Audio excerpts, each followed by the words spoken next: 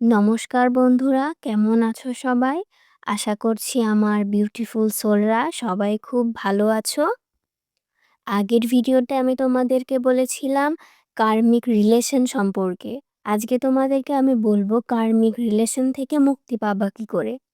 আসলে কার্মিক রিলেশন থেকে তুমি ততদিন মুক্তি পাবা না যতদিন পর্যন্ত তুমি এই যে যাত্রা, এই যাত্রা থেকে তুমি যতদিন পর্যন্ত কিছু শিখতে পারতেছো, যতদিন না পর্যন্ত তোমার জীবনের লেসনটা শেষ হচ্ছে ততদিন তুমি মুক্তি পাবে না। কিন্তু তুমি যখনই বুঝতে পারবা যে তুমি একটা কার্মিক সম্পর্কে আছো, তখনই তুমি এই জিনিসগুলা আমি যেগুলো বলবো সেগুলো তুমি যদি মানো তাহলে অবশ্যই এটা থেকে তুমি চিরতরে মুক্তি পাবে না, কিন্তু নিজেকে একটু হলে প্রোটেক্ট করতে পারবা।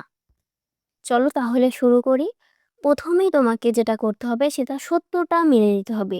এই সম্পর্কটা আমাকে কষ্ট দিচ্ছে, শান্তি দিচ্ছে না। এটা তোমাকে মেনে নিতে হবে। এখন তুমি যদি মনে করো না ও তো আমাকে ভালোবাসে, হ্যাঁ, তো কষ্ট দিচ্ছে দিক। ভালোবাসে তো সমস্যা নাই, মানায় নিবো। তুমি যতদিন এই চিন্তাভাবনা রাখবে ততদিন তুমি ওখান থেকে বেরোতে পারবে না। যখন দেখবে কষ্ট দিচ্ছে তখন তোমাকে এই সত্যটা মেনে নিতে হবে যে না, আমি আমি এই সম্পর্কটা যখন আমাকে কষ্ট দিচ্ছে তখন আমাকে এখান থেকে বেরোতে হবে। এরকম মেন্টালিটি তোমাকে তৈরি করতে হবে। তারপরে তোমাকে ইমোশনাল অ্যাটাচমেন্ট গুলা কাট করতে হবে। মানে ধীরে, ধীরে কাট করো।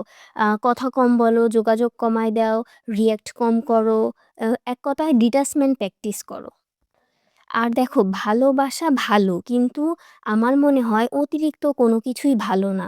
ঠিক আছে? তো সেক্ষেত্রে যেটা তোমাকে কষ্ট দেয়, যে ভালোবাসা কষ্ট দেয় সেটা আসলে ভালোবাসা না। সেটা ছেড়ে দেওয়াই সবচেয়ে বেশি ভালো।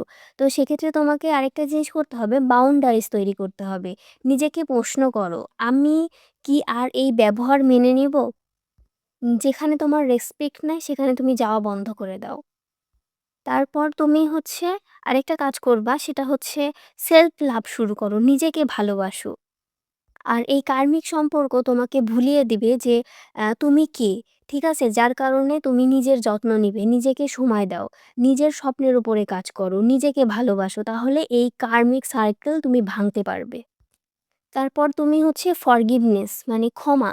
তুমি হচ্ছে ক্ষমা করতে শেখো।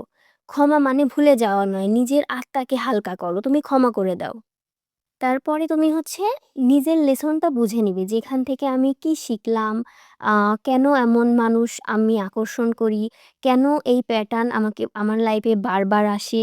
হ্যাঁ, লেসন না শিখলে কার্মিক রিলেশন আবার আসবে নতুন রূপে, তুমি আবার পাবে আরেকটা রিলেশনশিপে ঢুকে যাবে। এই জন্যে তুমি এই লেসনগুলো নিতে থাকো।